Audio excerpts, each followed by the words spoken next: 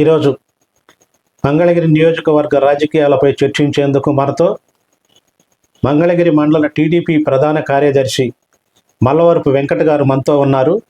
ఇక్కడ మంగళగిరిలో జరుగుతున్నటువంటి రాజకీయాలపై ప్రధానంగా లోకేష్కు సంబంధించినటువంటి విషయాలపై ఆయనతో మనం చర్చిద్దాం. మంగళగిరి రాజకీయాలు రాష్ట్ర వ్యాప్తంగా కొంత చర్చకు దారితీశాయి. ఇప్పుడు ప్రస్తుతం ఈ పరిస్థితుల్లో మంగళగిరి టీడీపీ పరిస్థితి ఎలా ఉందనే దాని మీద చెప్పండి. మంగళగిరి ఈరోజు మా తెలుగుదేశం పార్టీ యువ నాయకులు, మరి మా తెలుగుదేశం పార్టీ జాతీయ ప్రధాన కార్యదర్శి నారా లోకేష్ గారు ప్రాతినిధ్యం వహిస్తున్నారు.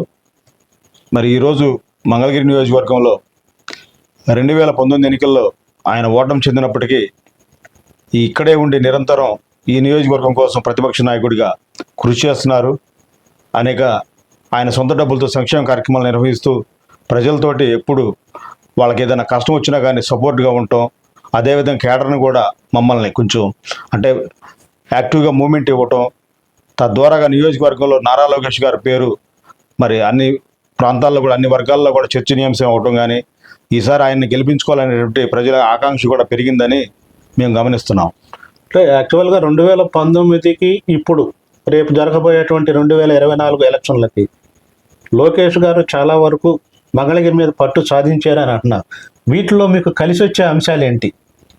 అంటే నారా లోకేష్ గారు 2019 ఎన్నికల్లో అప్పుడే రావడం వల్ల కొంత అన్ని సామాజిక వర్గాలతోటి సరైనటువంటి అంటే కమ్యూనికేషన్స్ కొంత డిస్టెన్స్ అంటే కొంత ఎలా మూవ్ కావాలనే విషయాల్లో కొంచెం ఏదన్నా జరిగి ఉండొచ్చాం. కానీ ఇప్పుడైతే అన్ని సామాజిక వర్గాలతోటి సత్సంబంధాలు ఏర్పాటు చేసుకోవటం, పార్టీలో దూరంగా ఉన్న వాళ్ళని కూడా కలుపుకుపోవటం, అదేవిధంగా ఏదైతే వైసీపీ పార్టీలో ఇప్పుడు ప్రస్తుతానికి అక్కడ కొంచెం ఇమడలేక అయితే వైసీపీ చేసే అంటే పరిపాలనా విధానం నచ్చక పార్టీలో కూడా చాలామంది ఈరోజు జాయిన్ అవ్వడం జరుగుతుంది, జాయినింగ్స్ కూడా వస్తున్నాయి. మరి అవే సూచికగా మేము తెలుగుదేశం పార్టీ మరి ముందుకు వెళ్తుందని చెప్పేసి అదేవిధంగా ఆయన ఒక సరైన పద్ధతిలోనే రాజకీయం చేస్తున్నాడు. మంగళగిరిలో అన్ని వర్గాలకి ఆయన సముచిత స్థానం కల్పించడం, రెండవది అట్ ద సేమ్ టైము ప్రజలు కూడా నారా లోకేష్ గారు ఇక్కడ గెలవాలన్నటువంటి ఆయన కూడా ఆశపడుతున్నట్టు మాకు తెలుస్తుంది. అంటే 2019 ఓటమి తరువాత ఆయన ఎటువంటి సంక్షేమ కార్యక్రమాలు చేపట్టారు, అవి ఎలా ప్లస్ అవుతాయి అని అనుకుంటున్నారు మీరు? అంటే వాస్తవం చెప్పాలంటే ఇది బీసీ సామాజిక వర్గాలు ఎక్కువ ఉన్నాయి, ఎట్ ద సేమ్ టైం ఎస్సీస్ కూడా డామినేటెడ్గా ఉన్నారు ఇక్కడ. సో వీళ్ళందరూ కూడా సంక్షేమం ఇస్తే కానీ అప్లిఫ్ట్ అవ్వరు. So SC corporation, BC corporation యాక్టివ్గా ఉంటే వీళ్ళకి స్వయం ఉపాధికి వీళ్ళకి కావాల్సినటువంటి ఏవైతే గవర్నమెంట్ ప్రొవైడ్ చేసేవన్నీ కూడా అందుతాయి. ఈ జగన్మోహన్ రెడ్డి అధికారంలోకి వచ్చిన తర్వాత ఎస్సీ కార్పొరేషన్, బీసీ కార్పొరేషన్ మొత్తం నిర్వీర్యం చేయడం జరిగింది. దానిలో ఉన్న నిధులను కూడా ఆయన వేరే వాటికి అమ్మఒడి అనే రకరకాల స్కీమ్స్కి మరి వాటిని మళ్లించడం కూడా మనం చూస్తే జీవోస్ కూడా రిలీజ్ చేశారు. వీటిలో 1271 కోట్లు రావడంతో ఎస్సీ కార్పొరేషన్లో నిధులను తీసుకెళ్ళిపోయి వేరేకి డైవర్ట్ చేసి, అదేవిధంగా ఎస్సీ కార్పొరేషన్ 3 విభాగాలుగా చేసి కేంద్ర నిధులు వచ్చేటు ఎన్ఎస్ఎఫ్డిసి ఇట్లాంటి స్కీమ్స్ను కూడా అమలు చేయకుండా మరి ఎవరికి కూడా స్వయం ఉపాధి కావాల్సిన అవసరాలు తీర్చే పరిస్థితి ప్రభుత్వం లేదు. అంటే మంగళగిరిలో లోకేష్ గారు చేసినటువంటి అభివృద్ధి అంటే సంక్షేమ కార్యక్రమాలు ప్రజలకు ఏ విధంగా ఉపయోగపడుతున్నాయి మంగళగిరి ప్రజలు? అంటే నేను స్వయం ఉపాధి గురించి మాట్లాడడం వచ్చు. స్వయం ఉపాధి అంటే యాక్చువల్గా చిరు వ్యాపారాలు చేసుకునే వాళ్ళకి తోపుడు బళ్ళు, ఇస్త్రీ బళ్ళు, అట్లానే రిక్షా బళ్ళు, అంటే ఏదైతే ఉందో ఈ కరోనా టైంలో వాటిలో కొంచెం వాళ్ళకి కొంత అసౌకర్యం అంటే ఆర్థికంగా బాగా ఇబ్బంది పడుతూ ఆర్థికంగా పేదరికంలో కుంపటి ఉన్న వాళ్ళకి ఆసరా కింద ఆయన ఈ విధంగా చిరు వ్యాపారాలు చేసుకునే వాళ్ళకి 27 రూపాయలు, ఇది ఈవెన్ లేడీస్ కూడా కుట్టు మిషన్ ట్రైనింగ్ ఇచ్చి ఉచితంగా మిషన్ ఇవ్వడం జరుగుతుంది. అదేవిధంగా అన్నా క్యాంటీన్ దాన్ని ఓపెన్ చేసి సొంత నిధులతో ఓపెన్ చేసి అన్నా క్యాంటీన్ ఈరోజు కంటిన్యూ చేసుకుంటూ వస్తున్నారు. అంటే ఈ విధంగా అన్నా క్యాంటీన్ వల్ల ఎలాంటి ప్రయోజనం కలుగుతుందంటే చిరు వ్యాపారులు, రోడ్డు మీద తిరిగి ఆటో వాళ్ళు ఇట్లాంటి వాళ్ళకి కూడా ఒక 2 రూపాయలకే భోజనం దొరకడం వల్ల, అంటే బయట భోజనం చేస్తే 100 రూపాయల ఖర్చుని 2 రూపాయలతో తగ్గించుకోవడం వల్ల వాళ్ళకి 100 రూపాయల రోజుకి బెనిఫిట్ అవుతున్న పరిస్థితి కూడా చూస్తున్నాం. అంటే ఈ సంక్షేమం కాకుండా ఇంకా సంక్షేమం ఉందనేది మీ పార్టీ ఎంతవరకు ఏదైనా గుర్తించిందా? ఈ సంక్షేమం కాకుండా అంటే ప్రభుత్వం అధికారంలో ఉంటే ఇన్నోవా కార్లు ఇచ్చారు చంద్రబాబు గారు. ఒక ఇన్నోవా కారు ఇవ్వటం వల్ల ఎంత ప్లస్ అయ్యారో అందరూ కూడా రాష్ట్రం మొత్తం చూసింది. 20 లక్షల రూపాయలు బెనిఫిట్ అయిన ఒక ఫ్యామిలీ ఆల్మోస్ట్ సెటిల్ అయినట్టు. మరి ఈరోజు అలాంటి ఉపాధి అవకాశం ఈ వైసీపీ ప్రభుత్వంలో లేదు. అందుకని లోకేష్ గారు ఏం చేస్తున్నారు, ఈరోజు నేను చేయగలిగినంత సహాయం కింద చిరు వ్యాపారులు చేసుకునే వాళ్ళకి ఆయన స్వయం ఉపాధి కోసం ఆయన సహకారం అందిస్తున్నాడు. రేపు అధికారంలోకి వస్తే ఏదైతే టీడీపీ ప్రభుత్వం ఆ రోజు ఏ విధంగా చేసిందో 27 అంశాల్లో ఏ విధంగా అయితే ముందుకు తీసుకెళ్ళామో సాంఘిక సంక్షేమ శాఖ నుంచి, అవి రేపు కూడా మేము ముందుకు తీసుకెళ్తాము. అదేవిధంగా యువతకి అదే విధంగా చదువుకోనుండి ఉద్యోగం రాని పరిస్థితులు ఉన్న ఏవైతే నిరుద్యోగులు ఉన్నారో వాళ్ళకి ఉపాధి అవకాశాలు కలుగుతాయని మేము నమ్ముతున్నాం. అట్లాగే ఇప్పుడు రాజధాని ప్రాంతం వచ్చేసరికి మంగళగిరి, తాడికొండ, ఈ 2 నియోజకవర్గాలు ప్రధానంగా రాజధాని ప్రాంతంలో ఉన్నాయి. అవును. ఇప్పుడు మంగళగిరి ప్రాంతంలో సుమారుగా 7 గ్రామాలు రాజధాని గ్రామాలు ఉన్నాయి. అవునండి. మరి ఇందుట్లో కూడా చాలా మంది వ్యవసాయ కూలీలు ఉపాధి కోల్పోయారు కదా. అవును. వారికి ఎటువంటి సంక్షేమం చూపించాలి మీ అభిప్రాయం ప్రకారం? అంటే ఇంతకుముందు వ్యవసాయ కూలీలుగా పనులు చేసుకునేవాళ్ళు, ఇప్పుడు ఆ రోజున ఉపాధి కూడా లేనటువంటి పరిస్థితి ఉంది కదా. దీని మీద మీరు ఉపాధి కోల్పోయిన దాని మీద మాట్లాడండి. ఆ రోజు భూమి ఇచ్చిన రైతులకి కౌలు ఇచ్చారు. అట్లానే భూమి లేనటువంటి రైతు కూలీలకు ఉన్న వాళ్ళకి రైతు కూలీ పెన్షన్ అని చెప్పేసి ఇవ్వడం జరిగింది. దాన్ని కూడా దశల వారీగా పెంచుకుంటూ తీసుకెళ్తాము, ఈ 10 years టెన్యూర్లో చేస్తామని చెప్పి అని అన్నారు. ఆ రోజు చంద్రబాబు నాయుడు గారు 2,500 రూపాయలు వాళ్ళకి భృతి కింద ఇవ్వడం జరిగింది. ఈ జగన్మోహన్ రెడ్డి వచ్చిన తర్వాత 3 రాజధానుల పేరుతోటి ముంచేసి వాళ్ళకి పెంచాల్సినటువంటి ఏదైతే రైతు కూలీ పెన్షన్ అనే దాన్ని కూడా 2,500 మాత్రమే అలా ఉంచి, వస్తే 5,000 ఇస్తామని చెప్పేసి ఎలక్షన్ ప్రచారంలో కూడా వాడుకొని ఈరోజు 2,500 రూపాయలతోటి ఈరోజు సాగ తీసుకుంటే ఈరోజు కూడా వచ్చేసారు. అంటే ఇట్లా వ్యవసాయ కూలీలు వీళ్ళకి ఎటువంటి ఉపాధి చూపిస్తే బాగుంటుందని మీరు అనుకుంటున్నారు ఒక లోకల్గా? ఆ రోజు వాళ్ళకి రాజధాని ప్రాంతం ఇక్కడ అభివృద్ధి చెందుతుంటే ఆల్టర్నేటివ్ జాబ్స్ వాళ్ళకి వస్తాయి, ఉపాధి కలిగిద్దనే ఉద్దేశంతో వాళ్ళు నమ్మారు. 2,500 రూపాయలకు రైతు కూలీ పెన్షన్ తీసుకుంటూ అది అదనంగా అదనంగా పెంచుకుంటూ పోతారు కాబట్టి ఒక 5,000 దాకా వస్తుంది, లేదా 10,000 దాకా వస్తుంది అనుకునే ఆలోచన ఉంది ఆ రోజు. ఎందుకంటే రాజధాని ఒక 10 years టెన్యూర్లో వాళ్ళకి ఉపాధి చూపించాలి కాబట్టి. సో ఈ రాజధాని ఆ రోజు నుంచి ఈ రోజు కంటిన్యూ అయినట్టయితే వాళ్ళకి ఉపాధి తప్పకుండా జరిగేది, ఇక్కడ ఉపాధి అవకాశాలు కలిగేవి. వాళ్ళకి పెద్ద వ్యవసాయ భూములు లేనంత మాత్రాన వాళ్ళ జీవితాలు శిథిలమయ్యాయి కాదు. ఈ రోజు రాజధాని ఆగిపోవడం వల్ల ఈ రోజు వాళ్ళకి ఎవరైతే ఉన్నారో రైతు కూలీలు ఈ రోజు నిరుద్యోగులుగా అంటే వాళ్ళకి ఉపాధి లేకపోవడం జరుగుతుంది. అంటే ఇంకోటి, ఇప్పుడు ప్రధానంగా ఇక్కడ లోకేష్ గారు 2019, 2014 ఎట్టి పరిస్థితుల్లో గెలిచి తీరాలి, మంగళగిరి నియోజకవర్గంలో గెలుపు సాధించాలి అనేటువంటి లెక్కలో ఉన్నారు.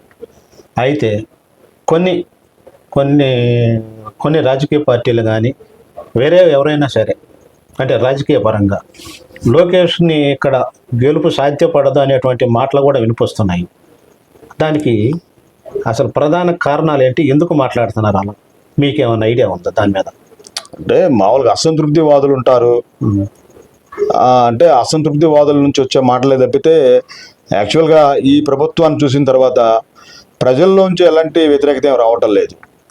ఎంప్లాయీస్లో కానీ నిరుద్యోగుల్లో కానీ అదేవిధంగా ఈ బలహీన వర్గాల్లో SC STస్లో కూడా యాక్చువల్గా చెప్పాలంటే ఈయన చంద్రబాబు గారి టైంలో వాస్తవం చెప్పాలంటే ఈ ఏవైతే ఉన్నాయో రేషన్ కార్డు ఇట్లాంటి వాటిలో రేషన్ కార్డు తొలగించే విధానం లేదు. ఆ రోజు అందరికీ రేషన్ కార్డుని ఇవ్వడం సాధ్యం, అంటే తీసేసే విషయంలో కొన్ని కండిషన్స్ లేవు.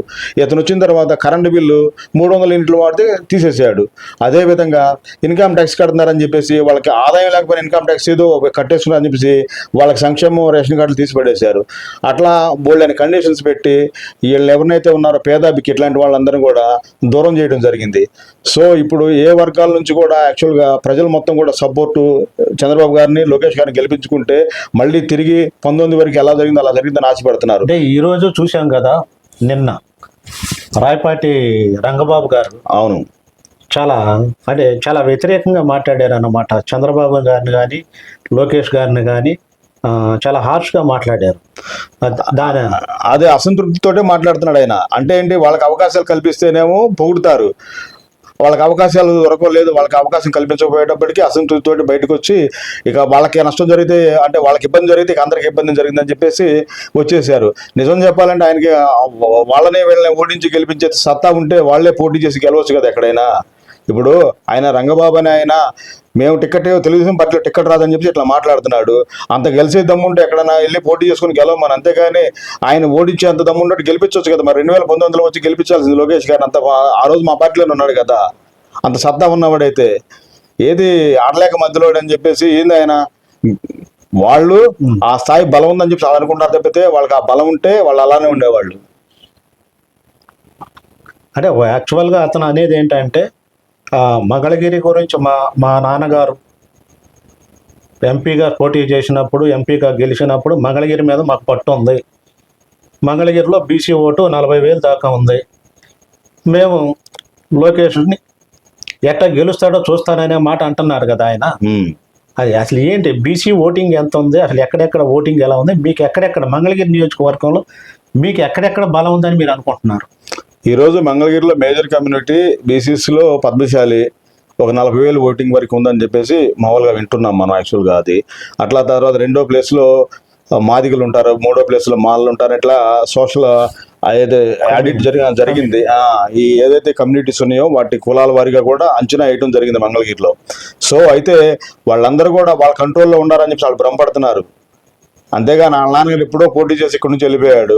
ఆ తర్వాత వాళ్ళకి వచ్చింది లేదు, ఏమి లేదు. వాళ్ళు తెలుగుదేశం పార్టీలోనే ఉన్నారు మళ్ళీ 19లో. యాక్చువల్గా చెప్పాలంటే వాళ్ళు వచ్చి ఆ రోజు మరి ఇక్కడికి వచ్చి అంత బలం ఉన్న వాళ్ళు అయితే మరి తెలుగుదేశం పార్టీకి ప్లస్ చేయాల్సింది.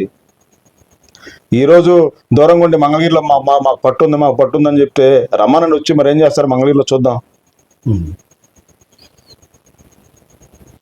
చివరిగా ఒక ప్రశ్న అండి. ఇప్పటి వరకు మంగళగిరి 2 సార్లు ఎమ్మెల్యేగా ఉన్నటువంటి ఆళ్ల రామకృష్ణారెడ్డి గారు రేపు కాంగ్రెస్లో వచ్చే అవకాశాలు ఉంటే, అట్లాగే గంజి చిరంజీవి గారు ఆయన కూడా వైసీపీలో సీటు ప్రస్తుతానికి ఇన్ఛార్జిగా ఉన్నారు, ఆయనకు కూడా రేపు సీట్ కన్ఫర్మ్ అయితే, లోకేష్ గారు ఓకే కాబట్టి ఈ ట్రయాంగిల్ పోటీ ఎలా ఉండబోతుంది అనేది మీరు, అంటే ఎలా ఉండబోతుంది అనే దాని మీద ఎవరు చెప్పగలరా? యాక్చువల్గా ఇప్పుడు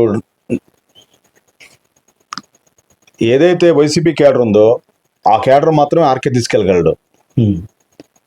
ఇంకా ఇన్ఛార్జ్గా ఆయన గంజి చిరంజీవి గారు ఉన్నారా, గంజి చిరంజీవి ఉంటే ఆయనకి వైసీపీ ఓట్లే ఉంటాయి. యాక్చువల్గా టీడీపీ ఓట్లు వాళ్ళకి వెళ్ళే పరిస్థితి ఎట్లా ఏ ప్రశ్న కొనలేదు. ఇప్పుడు యాక్చువల్గా ఇప్పుడు వైసీపీ నుంచే మాకు, అంటే ఆ పార్టీ నుంచి మాకు జాయినింగ్స్ మా పార్టీలోకి వస్తున్నారు. ఎందుకని అంటే ఆర్కే గారి మీద అభిమానంతో ఇన్నాళ్ళు వైసీపీలో ఉన్నారంటారా, లేకపోతే గంజి చిరంజీవి గారి మీద ఏదన్నా వ్యతిరేకత ఉండి మీ పార్టీలోకి వస్తున్నారంటారా? అసలు ఏంటి ప్రధాన కారణం? యాక్చువల్గా చెప్పాలంటే వైసీపీ ప్రభుత్వం మీద వ్యతిరేకత. ఈ రాజధాని ప్రాంతంలో వైసీపీ ప్రభుత్వం జగన్మోహన్ రెడ్డి చేస్తున్న రాజకీయం కానీ వాళ్ళు చేస్తున్న విధ్వంసంగా ఒక ప్రధానమైన కారణం ఏంటంటే, కొంతమందిని ఈ రోజు వరకు కూడా వాళ్ళ పార్టీలో ఆర్కే కానీ వైసీపీ ప్రభుత్వం వాళ్ళని భయభ్రాంతులు చేసి, వాళ్ళని ఒత్తిడి చేసి వాళ్ళ దగ్గర పెట్టుకోవడం కూడా చూసాం మనం.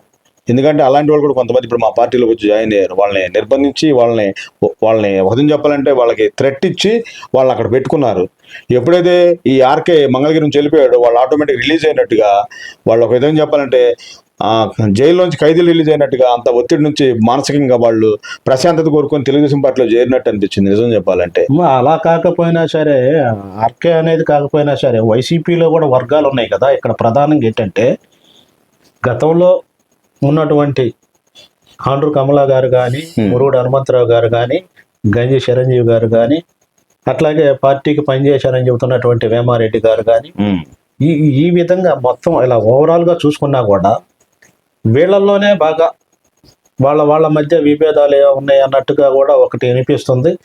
ప్రధానంగా వేమారెడ్డి వర్గం నుంచి, తాడేపల్లి నుంచి ఎక్కువగా మీ పార్టీలో జాయినింగ్స్ ఉన్నాయని చెబుతున్నారు. అంటే అలానే కాదు, టోటల్గా వైఎస్ఆర్ పార్టీలోనే కొంచెం అభద్రత ఏంటంటే, నెక్స్ట్ గవర్నమెంట్ వైసీపీ ప్రభుత్వం రాదనేటువంటి వాళ్ళకి కంక్లూషన్కి వచ్చేసారు. ఎందుకంటే వాళ్ళకి సర్వేస్ కానీ లేదా ప్రజల నాడి కూడా తెలుస్తూ ఉంటుంది కదా. రోజువారీగా వాళ్ళు పాలిటిక్స్లో ఉన్నారు కాబట్టి ప్రతి విషయాన్ని గమనిస్తూ ఉంటారు. జగన్మోహన్ రెడ్డి పరిపాలనా విధానం వాస్తవం చెప్పాలంటే ఈ నెక్స్ట్ గవర్నమెంట్ రాదు, వాళ్ళకి ఎట్టి పరిస్థితులు తీసుకురాలేడు. అతను చేస్తున్న అరాచక ప్రభుత్వం వాళ్ళకున్న ఏదైతే ఉందో నెక్స్ట్ టీడీపీ గవర్నమెంట్ వస్తే వాళ్ళు ఏ విధంగా వీళ్ళు చేసిన దానికి రియాక్షన్స్ ఉంటే కూడా వాళ్ళు అర్థం చేసుకోగలుగుతున్నారు. అట్లాంటి వాళ్ళు కొంతమంది ముందుగానే ఈ పార్టీలో ఉంటామో మనకి ఒకదేం చెప్పాలంటే కష్టాలు తెచ్చుకున్నట్టే అని చెప్పేసి బయటకు వచ్చేసేసేస్తున్నారు నిర్దాక్షిణ్యంగా. ఈరోజు ఆర్కే వచ్చినా మళ్ళీ ఆర్కే చేసినటువంటి ఏదైతే ఉందో ఈ భయభ్రాంతులు చేసి కొంతమందిని వాళ్ళు ఏ విధంగా వాళ్ళు ఉపయోగించుకొని వాడుకున్నాడు అంటే వాళ్ళ పోలీసుల ద్వారాగా వాళ్ళ ద్వారాగా ఒత్తిడి చేసి కొంతమందిని రాజకీయంగా టీడీపీలో ఉన్న వాళ్ళని తన ఎంట తిప్పుకున్నాడు. అట్లానే ఇప్పుడు గంజి చిరంజీవి గారి టికెట్ వచ్చింది. టికెట్ అంటే ఆయన ఎమ్మెల్యే క్యాండిడేట్కి పోటీ చేస్తున్నాడు అంటారు. ఆయన పోటీ చేసినా కానీ ఈ ఏదైతే వైసీపీ ఉన్న క్యాడర్నే వీళ్ళిద్దరూ పంచుకోవడం తప్పితే తెలుగుదేశం పార్టీ నుంచి ఎవరిని ఒక ఓటు కూడా తీసుకోలేరు, వాళ్ళ వల్ల కాదు. ఎందుకంటే ఆ రోజు గంజి చిరంజీవి టికెట్ ఇచ్చినా కానీ మేము 11 ఓట్లు అంటే 14 ఓట్లు అట్లతోటి జస్ట్ 12 ఓట్లతో ఓడిపోవడం అనేది జరిగింది. మొన్న 2019లో ఒక 5,000 మెజార్టీ రావచ్చు, అది వేరే విషయం. కానీ అది రావడానికి కూడా కారణం ఏంటంటే ఈ కొంత ఏదైతే ఉందో మేము అప్పుడు అధికారంలో ఉన్నాం కాబట్టి యాంటీ ఏదైతే ఓట్లు ఉన్నాయో అవన్నీ కూడా ఒక వైసీపీకి పోలరైట్ అవ్వడం, ప్రతిపక్షాలుగా ఉన్న ఏదైతే జనసేన ఇట్లాంటివి కూడా కొంచెం ప్రాపర్గా వాళ్ళు కూడా ఓట్లు వేయించుకోలేకపోవడం, బీజేపీ కూడా ఓట్లు వేయించుకోలేకపోవడం వల్ల వాళ్ళు ఆ రోజు కొంచెం బీజేపీ కానీ జనసేన కానీ కమ్యూనిస్టులు కానీ కొంచెం ప్రాపర్గా వర్క్ చేసుకున్నట్టయితే వాళ్ళ ఓట్లు మొత్తం కూడా వాళ్ళు వేయించుకోగలిగినట్టయితే వైసీపీ అంత మెజార్టీ వచ్చేది కాదు. ఆ రోజు మేము గ్యారంటీగా గెలిచేవాళ్ళం. మేమే పెద్ద 20-30 వేల ఓట్లతో ఓడిపోలేదు లోకేష్ గారు. సో మాకున్న ఇప్పుడు ఏదైతే ఉందో వాళ్ళకి వచ్చిన మెజార్టీ ఏదైతే ఉందో 5,000 ఈ రోజు వాళ్ళకి లేదు. ఎందుకంటే యాంటీ ఇన్కంబెన్షన్ ఎక్కువ పెరిగిపోయింది. ఆ పెరిగిపోయిన ఓట్లు మొత్తం కూడా యాక్చువల్గా టీడీపీ దగ్గరే ఉన్నాయి తప్పితే ఏదైతే ఆల్టర్నేటివ్ పార్టీస్ దగ్గరికి అసలు ఎట్టి పరిస్థితులు కూడా ట్రావెల్ అవ్వట్లేదు. అవి వాళ్ళు కూడా వాళ్ళకి వెళ్ళే పరిస్థితి కూడా కనిపించట్లేదు. బీజేపీ బలహీనంగానే ఉంది. వైఎస్ఆర్ పార్టీలోంచి బాగా వ్యతిరేకత వచ్చేసింది. ఎక్కడ వైఎస్ఆర్ పార్టీ వ్యతిరేకత లేకపోతే ఇప్పుడు అంటే మీరు ఏ లెక్కలో చెబుతున్నారు? మంగళగిరి నియోజకవర్గం లెక్కలో చెప్తున్నారా? మంగళగిరి నియోజకవర్గంలో స్టేట్లోను రెండింటిలోనూ అలానే కనిపిస్తూ ఉంది. మంగళగిరి నియోజకవర్గం మోడల్ ఆఫ్ ది స్టేట్ గా తీసుకోవచ్చు. ఒక స్టేట్లో ఏదైతే డిఫరెంట్ కమ్యూనిటీస్ మొత్తం కూడా మంగళగిరిలో కూడా ఉన్నాయి. నిజం చెప్పాలంటే మేజర్ కమ్యూనిటీ బీసీస్గా ఉన్నప్పటికీ కూడా ఎస్సీస్ కూడా డామినేటెడ్గా ఉంటారు. ఇక్కడ వాస్తవం చెప్పాలంటే అన్ని సామాజిక వర్గాల యొక్క సమ్మిళితమే మంగళగిరి. ఇక్కడ జరిగే రాజకీయం మొత్తం కూడా స్టేట్గా అనువదించుకోవచ్చు. అంటే ఓవరాల్గా ఇప్పటి వరకు మీరు చెప్పిన దాన్ని బట్టి చూస్తే లోకేష్ గెలుస్తాడు కంపల్సరీగా 2024 అని మీరు అంటారు. తప్పకుండా నారా లోకేష్ గారు మంగళగిరి నియోజకవర్గంలో అత్యధిక మెజార్టీ అంటే నెంబర్ కూడా చెప్పడం అనేది మరి అత్యుత్సాహంగా ఉంటుంది. కానీ ఆయన అయితే పక్కాగా భారీ మెజార్టీతో మంగళగిరి నుంచి గెలిచే అవకాశం పక్కాగా ఉంది. ఆయన గెలుస్తారు ఇక్కడ నుంచి. ఆయన ఓడించే పరిస్థితి ఇప్పుడు ప్రజెంట్ మంగళగిరిలో ఏ పార్టీకి లేదు, ఏ నాయకుడికి కూడా లేదు. ఇప్పటి వరకు మన వెంకట్ గారు చెప్పిన దాన్ని బట్టి చూస్తే మంగళగిరి నియోజకవర్గాన్ని ఈసారి లోకేష్ గారు కైవసం చేసుకోబోతున్నారని మాత్రం వాళ్ళు చెబుతున్నారు. అది ఎలా సాధ్యపడుద్ది అనేది కూడా మనం వేచి చూద్దాం.